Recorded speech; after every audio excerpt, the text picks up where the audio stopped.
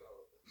И то те са поставени още преди да се нанесат американците там, понеже руснаците се знаят, те ще бъдат тая крава и други подобни информации им предава.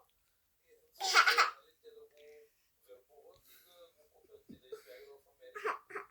Така и става. Но не е толкова лесно, защото американците са били изключително подозрителни.